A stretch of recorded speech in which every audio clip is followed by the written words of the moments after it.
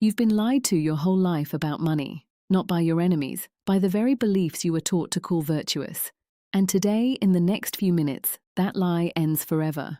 Most people approach God, the universe, the divine, whatever you call it, like they're standing outside a locked door, whispering through the keyhole.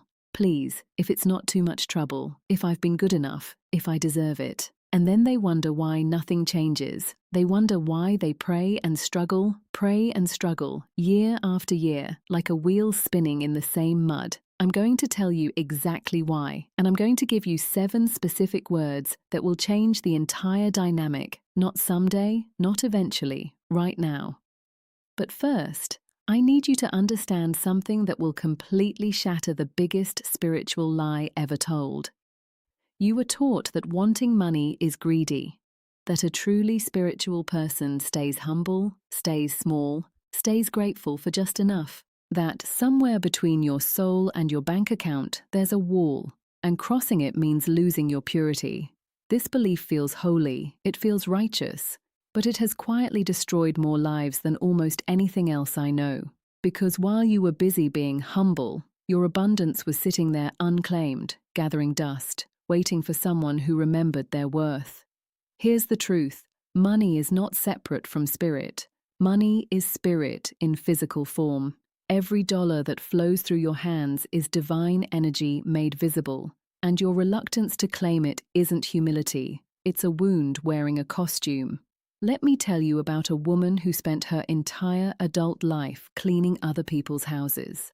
She wore the same 3 dresses. She counted every coin twice.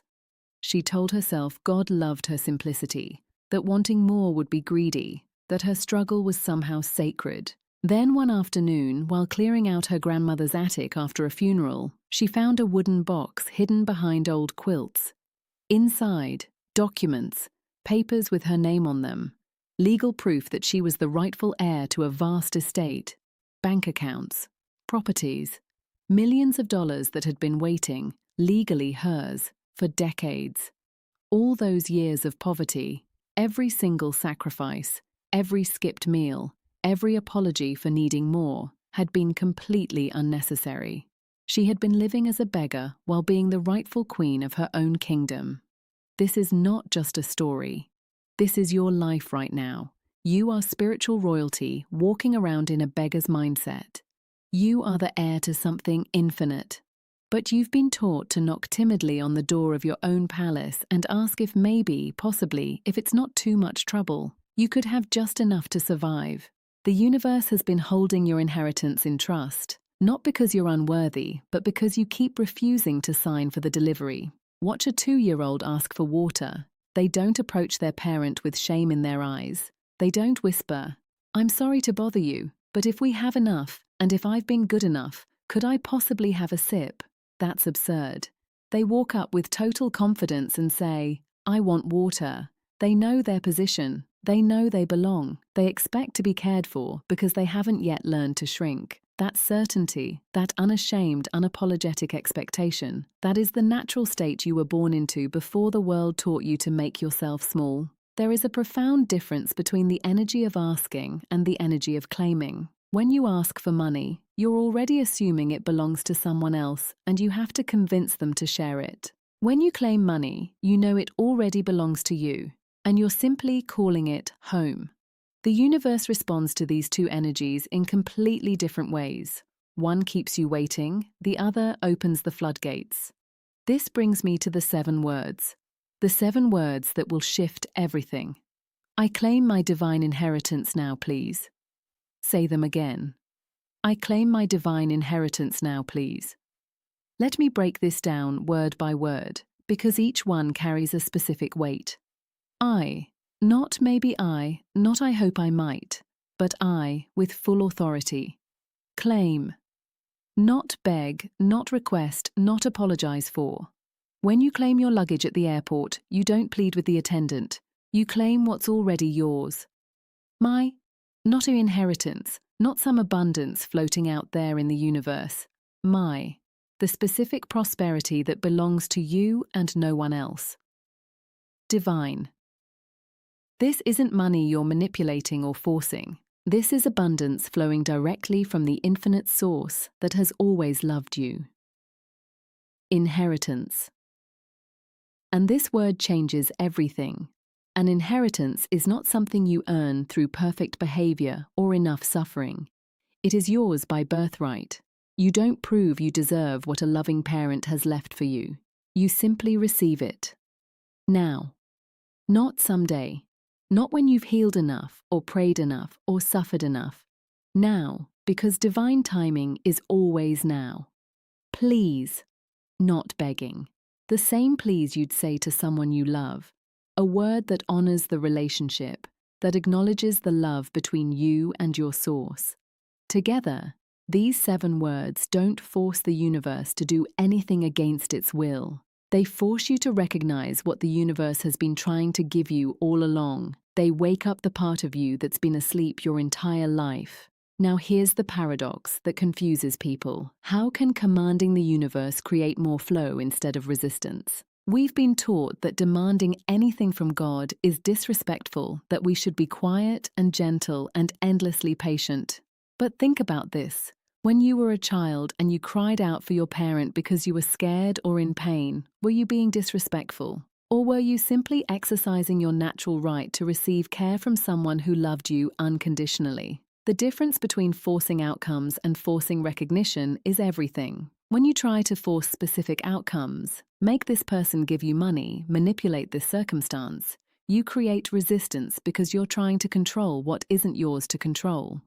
But when you force recognition of the truth, that you are a beloved child of the divine with every right to live abundantly, you create flow because you're aligning with what was always already true.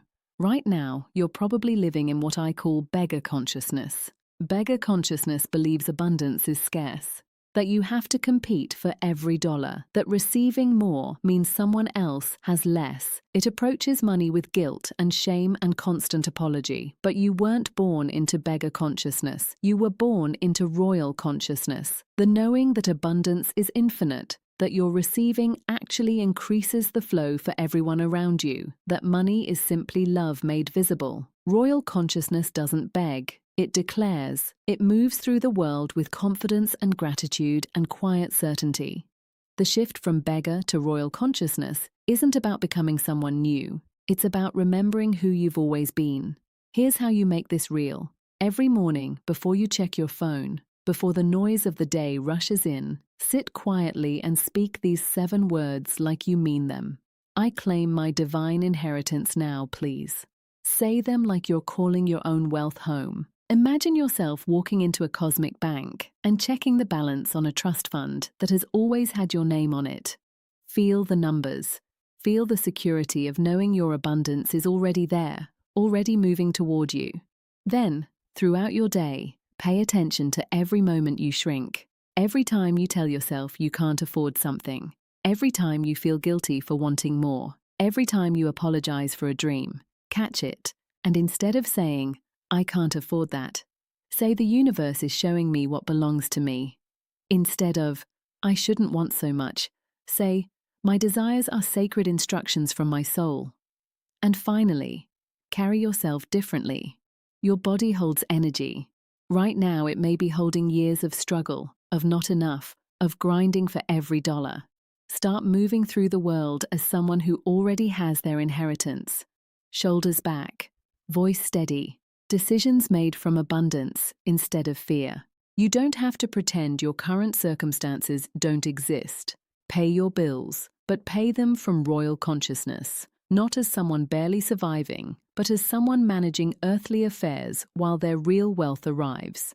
Here's what's going to surprise you.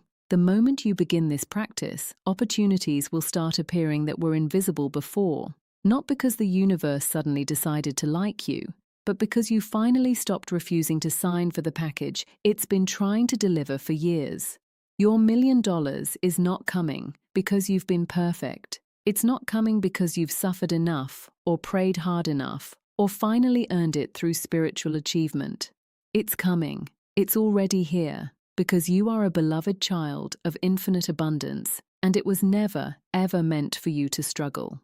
The delay was never about your worthiness. It was always about your willingness to receive without guilt, without shame, without needing to justify why you deserve what love freely gives. You came to these words thinking you needed to learn how to convince the universe to give you something. You're leaving knowing that the universe has been waiting, patiently, endlessly, lovingly, for you to stop apologizing for your birthright and simply claim it. You are not separate from abundance. You are not outside the flow of infinite provision. You are not the exception to universal love. You are the reason abundance exists at all, so that something divine can express itself through your joy, your freedom, your ability to give and receive without limitation. So say it now, and say it like you mean it. I am a beloved child of the divine, and prosperity flows to me as naturally as breath moves through me. My desires are sacred instructions, and I claim my inheritance with the confidence of royalty coming home. The universe says yes, because I finally remember how to say yes to myself. Your abundance is not coming. It is here. Your inheritance is not being prepared. It is waiting. Speak those 7 words like you mean them, and watch how quickly everything responds to royalty calling their fortune home.